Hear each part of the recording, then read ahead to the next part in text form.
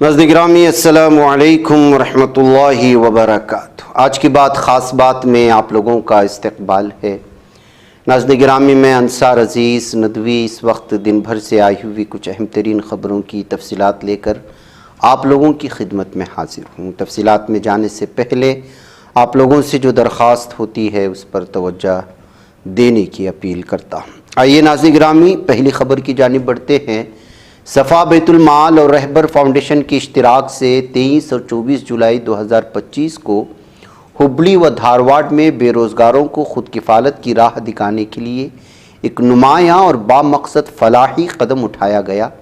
اس اقدام کے تحت 15 لاکھ روپے کی مالیت سے مکمل ساز و سامان سے لیس 100 ٹھیلا بنڈیاں معاشی طور پر پسماندہ اور مستحق افراد میں تقسیم کی گئی۔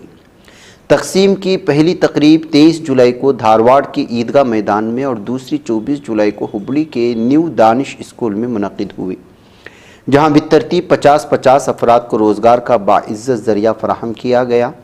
مستحقین کی نشاندہی باقاعدہ سروے کے ذریعے کی گئی تاکہ حقیقی ضرورت مندوں تک سہولت پہنچے۔ یہ منصوبہ وقتی امداد نہیں بلکہ طویل المیعاد خود انحصاری، خودداری اور باوقار زندگی کی طرف عملی پیش رفت ہے۔ صفا بیت المال کی قیادت نے واضح کیا کہ اقدام ان کی جامع فلاحی حکمت عملی کا حصہ ہے، جس میں آگے چل کر ہنرمندی کی تربیت، بلا سود قرضہ جات اور تعلیمی وظائف جیسے منصوبے شامل ہوں گے۔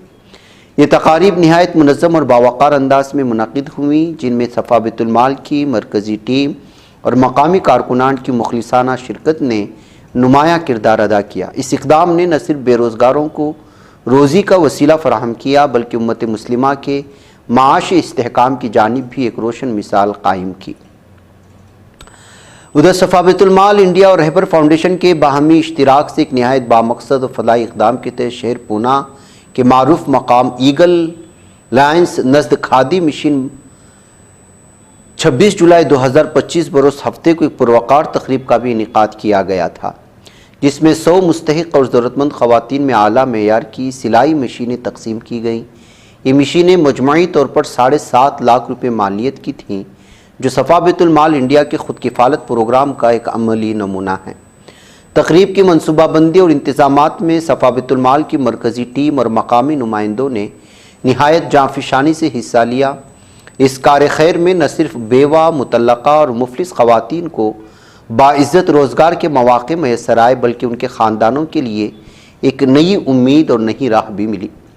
اس رفاہی مہم کے دوران صفا بیت المال نے پیغام دیا کہ وہ محض امداد کی تصور تک محدود نہیں بلکہ معاشرے کے کمزور طبقے کو خود انحصاری کی طرف لانے کے لیے مسلسل کوشاں ہے۔ ادھر ناظرین گرامی، پٹنہ ہائی کورٹ نے بہار حکومت کے اس فیصلے پر عبوری روک لگا دی ہے جس میں پرائیویٹ میڈیکل کالجوں کو 50% سیٹوں پر سرکاری میڈیکل کالجوں کے مساوی فیس نافذ کرنے کا حکم دیا تھا۔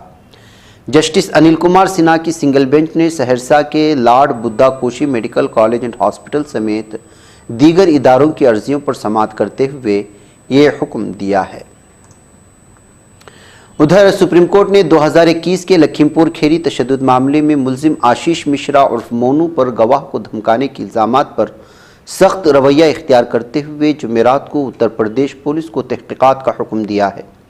آشیش مشرا سابق مرکزی وزیر مملکت برائے اجے مشرا ٹینی کا بیٹا ہے، جس پر کسان تحریک کے دوران پیش آئے خونریز واقعے میں مرکزی کردار ادا کرنے کے الزامات ہیں۔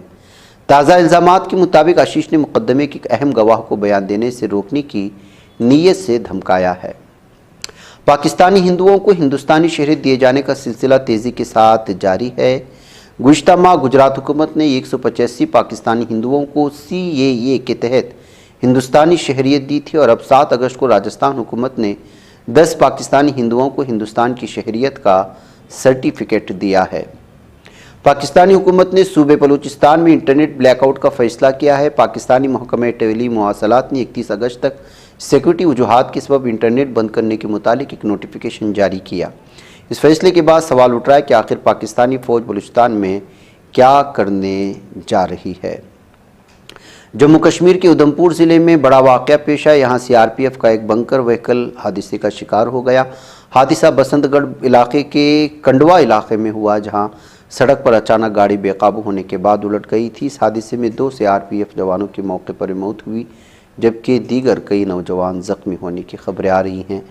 पार्लियामेंट का मानसूनी इजलास जुमेरात को भी हंगामा आराई की नजर हो गया, जब अपोजिशन के पुरजोर एहतजाज और मुतालबात के सबब लोकसभा और राज्यसभा की कार्रवाइयाँ बार बार मुतासिर हुई और बिलाखिर दोनों ऐवानों को दोपहर 2 बजे तक मुलतवी करना पड़ा।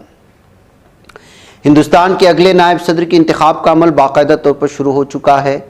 इंतखाबी कमीशन ने 9 सितंबर को होने वाले इंतखाब के लिए बुध को नोटिफिकेशन जारी कर दिए, जिसके साथ ये नामजदगी का अमल शुरू हो चुका है। नोटिफिकेशन के मुताबिक उम्मीदवार 21 अगस्त तक अपनी नामजदगी दाखिल कर सकते हैं। जमा कराए गए दस्तावेजात की जांच 22 अगस्त को की जाएगी, जबकि नाम वापस लेने की आखिरी तारीख 25 अगस्त मुकर्रर की गई है। इलाहाबाद हाई कोर्ट के जज जस्टिस यशवंत वर्मा को बड़ा झटका लगा है। सुप्रीम कोर्ट ने उनकी अर्जी खारिज कर दी है। जस्टिस वर्मा ने एक जांच कमेटी की रिपोर्ट इस वक्त के CJI के जरिए उन्हें अहदे से हटाने की सिफारिश को चैलेंज करते हुए अर्जी दाखिल की थी। Justice Dipankar Datta, justice AG मसीह की बेंच ने मामले की समाअत मुकम्मल होने के बाद 30 जुलाई को फैसला महफूज रख लिया था, जिसे आज सुनाया गया। जम्मू कश्मीर की 4 राज्यसभा सीटें फरवरी 2021 से खाली हैं। उसने एक आईनी सवाल पैदा कर दिया है, जिसके लिए सदर जमहूरिया से मशवरा मांगा जा सकता है। इसकी वजह है कि वहाँ हालिया बरसों में लगातार इमरजेंसी लगने की वजह से ऐवान बाला में नुमाइंदगी मुतासिर हुई है। सभी 4 राज्यसभा अरकान अपने 6 साल की मुद्दत कार पूरा करने के बाद एक साथ सुबुकदोश हो गए। दफ़ा 83 में मुकर्ररा रोटेशन के मुताबिक हर 2 साल में ऐसा होना था।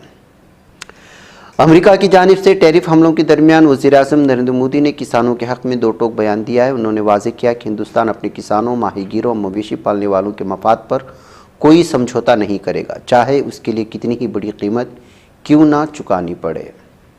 अमेरिकी सदर डोनाल्ड ट्रंप सख्त रुख इख्तियार करते हुए हिंदुस्तानी अशिया की दरामदात पर 50% टैरिफ लगाने का ऐलान कर चुके हैं, जो 27 अगस्त से नाफिज होने वाला है। ट्रंप ने रूस से तेल खरीदने की पादाश में हिंदुस्तान को निशाना बनाया है। उत्तरकाशी में मूसलाधार बारिश और लैंडस्लाइड की वजह से हालात बेहद संगीन हो चुके हैं। गंगोत्री धाम की यात्रा पर आए तकरीबन 500 अकीदतमंदों से रब्ता नहीं हो पा रहा है, जिससे इंतजामिया अहले खाना की फिक्रमंदी बढ़ चुकी है। अब तक मिली इत्तलात के मुताबिक लापता अकीदतमंदों में महाराष्ट्र की तकरीबन 24 और कर्नाटक मुंबई से कुल मिलाकर 64 लोग शामिल हैं। कर्नाटक के ज़िला जनूबी कन्नड़ा में वाक़ मशहूर हिंदू मजहबी मकाम धर्मस्थल में इज्तिमाई तदफीन के लिए लर्ज़ाखेज़ मामले की जांच अब मुकम्मल तौर पर खुसूसी तहक़ीक़ाती टीम के सुपुर्द कर दी गई है। इस मामले ने न सिर्फ रियासत बल्कि पूरे मुल्क को हिला करके रख दिया है। पुलिस के रिकॉर्ड के मुताबिक 19 जुलाई 2025 को धर्मस्थल पुलिस स्टेशन में भारतीय न्याय संहिता की दफ़ा 211A के तहत जुर्म नंबर 39/2025 दर्ज किया गया, जिसे बाकायदा SIT के हवाले किया गया है। रिपोर्ट के मुताबिक 6 अगस्त को SIT ने मकाम नंबर 11A पर खुदाई मुकम्मल की, जहां से पीर के रोज़ इंसानी हड्डियां और दीगर बाक़ियात मिली थी। बुध को जब खुदाई आगे बढ़ी तो वहां नमक से भरी बोरियां भी बरामद हुई। शिबा है कि ये लाशों को जल्द गलाने के लिए इस्तेमाल की गई थी। खुदाई के बाद अब SIT टीम सिक्योरिटी के सख्त हिसार में शिकायत कुंदा को लेकर बेलतंगड़ी दफ्तर वापस पहुंची। इस मौके पर शिकायत कुंदा के वकला भी अलहदा गाड़ियों में पहुंचे। SIT के सरबराह डॉक्टर प्रणब महांती, DIG अनुचित और SPCA साइमन खुद इस तफ्तीश की निगरानी कर रहे हैं। जम्मू कश्मीर हुकूमत ने रियासत मुखालिफ बयानी को फ़रोग़ देने, नौजवानों को तशद्दुद को जानिब नुकसानी के इल्ज़ामात की बुनियाद पर 25 किताबों को ज़ब्त करने के अहकामात जारी कर दिए हैं। ये कार्रवाई महकमे दाखिला की जानिब से अमल में लाई गई, जो फ़िलवक्त लेफ्टिनेंट गवर्नर के मातहत हैं। दिल्ली पुलिस ने बुध को चाणक्यपुरी वाक़े तमिलनाडु भवन के पास कांग्रेस रुकने पार्लियामेंट आर सुधा की 30 ग्राम वजनी सोने की चीन छीनने के इल्ज़ाम में 24 साल के एक मुजरिम को गिरफ्तार किया है। दरअसल तमिलनाडु के मयिलादुथुराई से रुकने पार्लियामेंट आर सुधा 4 अगस्त को तमिलनाडु भवन के पास सुबह की सैर पर निकली थी। उसी वक्त एक नामालूम मोटरसाइकिल सवार ने उनके गले से सोने की चेन छीन ली थी। इस दौरान उनके कपड़े भी फट गए थे, उन्हें मामूली चोटें भी आई थी। तेलंगाना के वज़ीर आला रेवंत रेड्डी ने 2 टोक अल्फाज में कहा है कि रियासत में 42% पसमानदा तबके रिजर्वेशन को हर कीमत पर लागू किया जाएगा, चाहे सदर की मंजूरी हो या न हो। दिल्ली में नामानिगारों से बात करते हुए रेड्डी ने कहा कि रियासती हुकूमत ने सदर की मंजूरी के लिए मरकज़ पर दबाव डालना शुरू कर दिया है। जनूबी मकबूजा गरबी उर्दून की ज़िला अल-कलील में काबिज़ इसराइली फ़ौज ने आज जुमेरात के रोज़ मारूफ फ़िलिस्तीनी समाजी कारकुन اور بدو آبادی کے حق حیات کے لیے آواز بلند کرنے والے شہید عودہ محمد کی میت 11 روز تک قبضے میں رکھنے کے بعد بالآخر ان کے اہل خانہ کے سپرد کر دی گئی ہے۔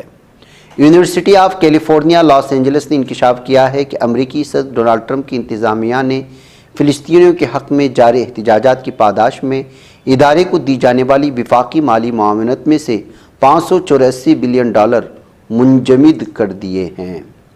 غزہ کی مظلوم سرزمین پر قابض ظالم اسرائیلی فوج کی طرف سے جاری اجتماعی نسل کشی آج 671ویں روز میں داخل ہو چکی ہے۔ بمباری، توپخانے کے گولے اور نہتے بھوکے اور بے گھر فلسطینیوں کا قتل امریکی سیاسی و عسکری سرپرستی کے ساتھ بدستور جاری ہے۔ جنوبی افریقہ نے عالمی برادری سے بھرپور اپیل کی ہے کہ وہ فلسطینی ریاست کو فوری طور پر تسلیم کرے اور قابض اسرائیل کی طرف سے جاری فلسطینی قوم کی نسل کشی کو روکنے کے لیے مؤثر اقدامات کرے۔ انسانی حقوق کی عالمی تنظیم ہیومن رائٹس واچ نے جمعرات کے روز ایک نہایت تشویشناک رپورٹ جاری کی ہے، جس میں انکشاف کیا گیا ہے کہ قابض اسرائیل نے غزہ پر جاری نسل کشی جنگ کے دوران 7 اکتوبر سن 2023 سے اب تک 500 سے زائد اسکولوں کو بمباری کا نشانہ بنایا۔ ان میں وہ اسکول بھی شامل ہیں جو بے گھر فلسطینیوں کے لیے عارضی پناہ گاہوں کے طور پر استعمال ہو رہے تھے، جس سے ثابت ہوتا ہے کہ غزہ میں رہنے والوں کے لیے اب کوئی محفوظ جگہ باقی نہیں بچی ہے۔ اسلامی تحریک مزاحمت حماس نے قابض اسرائیلی حکام کی جانب سے مفتی اعظم القدس فلسطین شیخ محمد حسین کو مسجد اقصیٰ سے جبری طور پر 6 ماہ کے لیے بے دخل کرنے کے فیصلے کو صریحاً یہ قابضانہ، انتقامی اور ظالمانہ اقدام قرار دیا ہے۔ ناظرین گرامی، آج کی خاص بات میں اتنا، انشاءاللہ پھر آپ لوگوں سے ملاقات ہوگی۔ السلام علیکم ورحمۃ اللہ وبرکاتہ۔